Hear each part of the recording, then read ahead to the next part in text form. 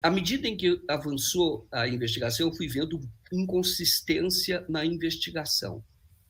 Mas o ponto decisivo, e aí eu não posso falar o nome, várias pessoas participaram dessa investigação, tá? Oficialmente. Tá? Ministério Público, Polícia Federal, e claro que o juiz recebeu aquilo e tomou a decisão. Então, o que acontece? Eu tive uma conversa com pessoas que participaram dessa investigação. Eu não pude trazer. E nessa conversa, ali sacramentou. Depois de toda a inconsistência que eu já tinha apurado, e isso eu não posso, não é sonora, nem vou falar o nome, esta conversa foi do tipo: esse caso tem que ser reaberto, porque a linha da sua investigação, me falaram para mim, é a mais plausível. Porém, naquela ocasião, o Bolsonaro foi tratado como vítima, porque essa era toda a narrativa. Não tinha, naquele momento, não havia nem condição, nem ambiente para fazer um outro tipo de investigação. Ele foi tratado como vítima.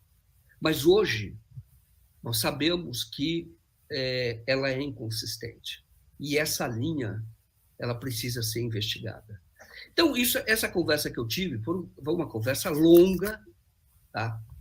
E aí eu sei que eles gostariam que isso fosse reaberto para começar uma investigação a partir de uma perícia médica no Jair Bolsonaro.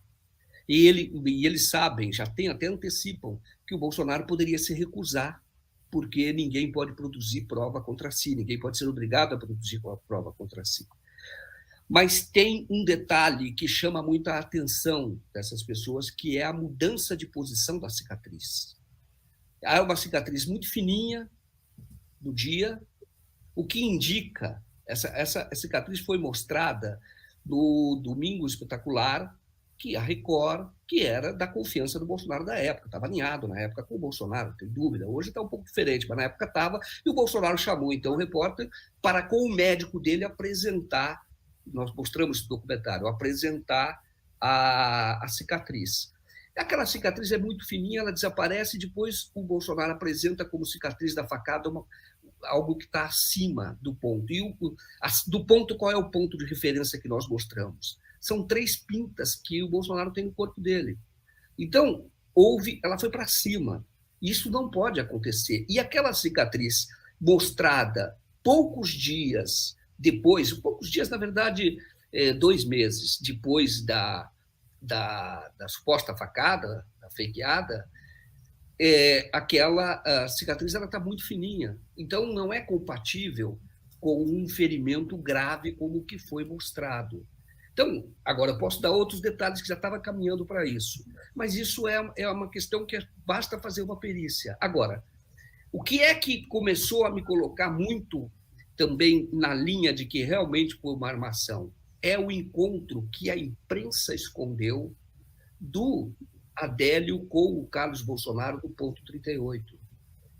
O ponto 38 mentiu. Eu peguei a sonora, mostrei a sonora da porta-voz do clube, que depois foi trabalhar no governo, a porta-voz do clube dizendo que o Adélio esteve lá um único dia para fazer um cadastro. Isso é mentira. Eu mostrei o certificado e depois os donos do ponto 38 foram chamados para depor. E no depoimento, sem poder mentir, que é crime, contaram que o Adélio e o Carlos ficaram juntos e praticaram tiro juntos. Naquele dia, foi no último dia do Adélio, 3 dias sob a instrução de um americano, um norte-americano. E eles não podiam mentir. Aí contou, falei, mas por que esconderam? Isso todo mundo escondeu. E aí as coisas vão se fechando. Se você observar uma imagem que nós colocamos, uma imagem rara, o Adélio está com o jornal na mão, ele se aproxima do Carlos Bolsonaro na chegada do Bolsonaro no Parque Haussmann. E o Adélio olha o tempo todo para o Carlos Bolsonaro como se estivesse esperando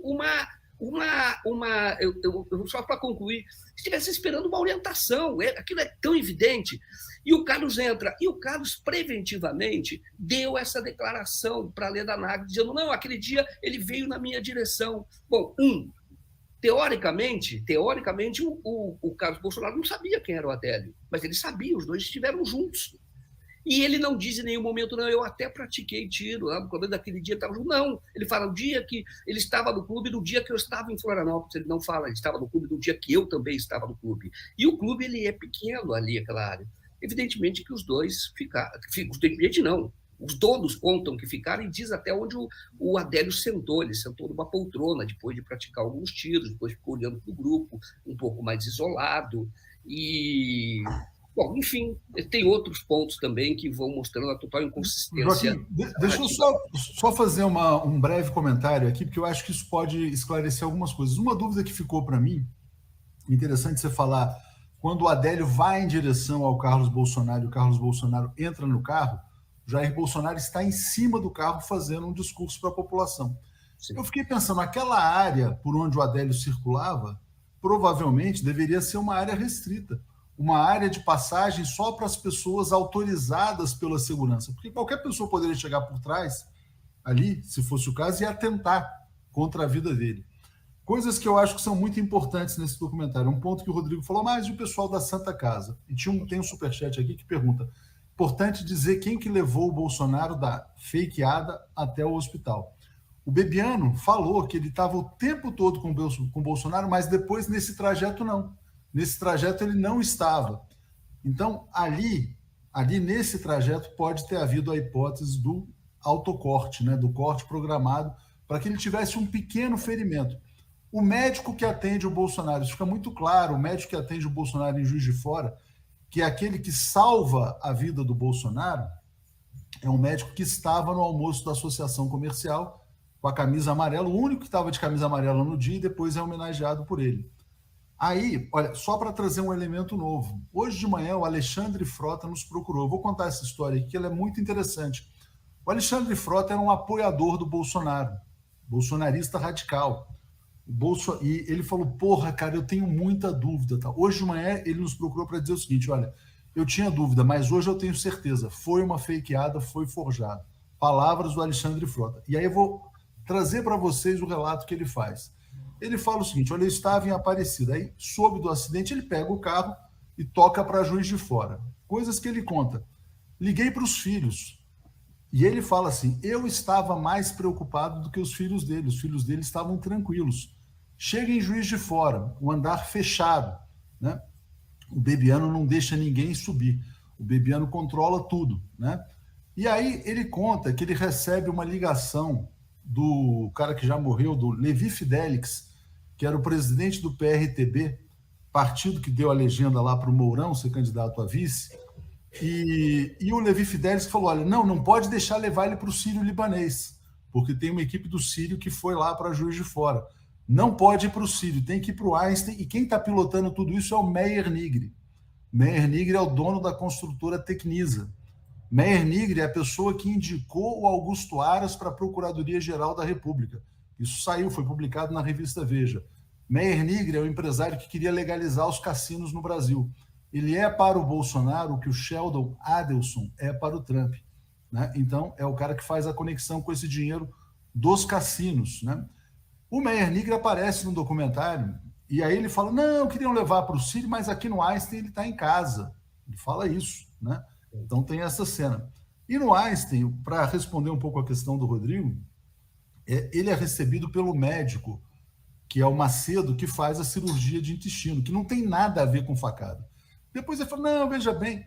Então, o que o Frota fala? O Bolsonaro tinha uma cirurgia agendada para tratar um problema intestinal que ele já tinha, e ele usa essa cirurgia que já estava marcada para fazer a simulação de um atentado, né?